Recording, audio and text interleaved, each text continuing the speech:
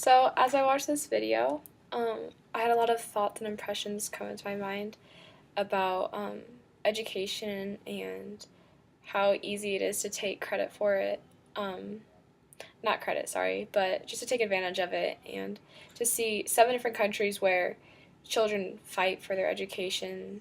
Um, some are actually very blessed and fortunate to have it, like Japan, but other countries, like in Afghanistan, they would just fear walking to school even because of the Taliban, and they'd be worried about the school being set on fire, or they would have their bags checked in case there were bombs in it.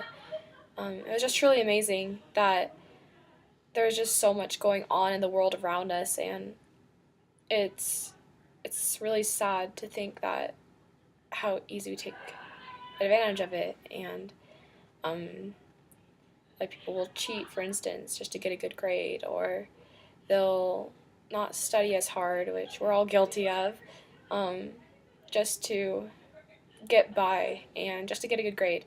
And it's really interesting that, yeah, how easy it is to just take advantage of it. Um, but I took some notes. I thought it was really interesting that um, 75 million children around the world don't even have a school to go to.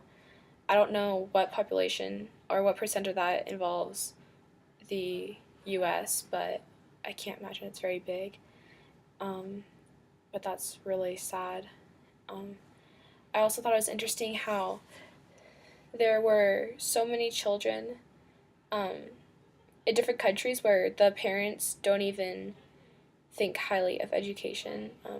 They don't want their children as they go. They want them to stay at home and do housework and help around with the children, which is great as well. I mean, for instance, women, like in the Family Proclamation to the World, we are taught that we're to be homemakers, and so we'll like learn how to like cook and clean and take care of the children. But we're also almost admonished to get a higher education. There's could be so many different casualties, I guess, like not casualties, but everyone has just different circumstances to go through, and in case something bad happens to her husband, or um, if we need, like, if he becomes paralyzed or he passes away or divorce, anything, I think it's very important for a woman to have an education in particular, um, so that they can still provide for the family and have to step in to fill that fatherly role. Obviously, we can't replace the father, but to fill that role until someone else or till he can again. I just thought it was really interesting that, um, like in America, we're just, again, like really encouraged to get a higher education, but other countries don't feel the same way. And it might be due to society and how they're raised through um, their own perspective, but it's just very interesting on how they think, I don't know, their society should be run. Um, I thought it was interesting how in Afghanistan, a third of the country's children weren't even in school. Um, and some of the women, the older women at least, weren't even allowed to go to school. I mean, the children could at nighttime, or no, that was a different country, sorry. But yeah, it was just crazy. And like, even the boys don't even have to do housework. So I don't know if they answered this in the video, but I was kind of skeptical of it and was wondering why then do the girls have to do so much housework, and they're still not able to go to school, but the boys don't even have to do housework. I mean, it just seems kind of sexist a little bit. But um, what else?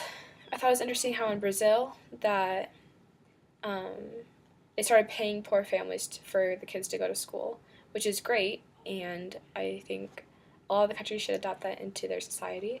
But again, there's different circumstances for everyone, and it just really depends. Um, I ultimately, over the whole video, I had a lot of questions come into mind and just like ideas of how it could help these countries. So, kind of, I believe, is the world systems theory, how um, with the DI stores, how we donate clothes to the DI and then they cut them up and no, they'll put them in bales and then cut them up and send them to different countries to help them because they don't have clothes.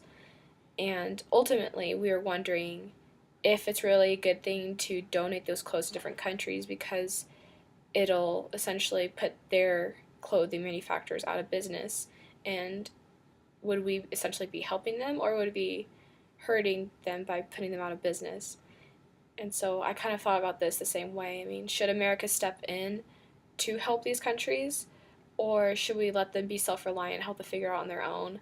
Or should we help them change their way of thinking so that more of the children can get education? Because there's still some countries that, again, don't believe that the women or children should go to school. So I don't know if America should step in and help them or change their way of thinking, or if we should continue to keep that mind frame of being self-reliant and let them do their own thing.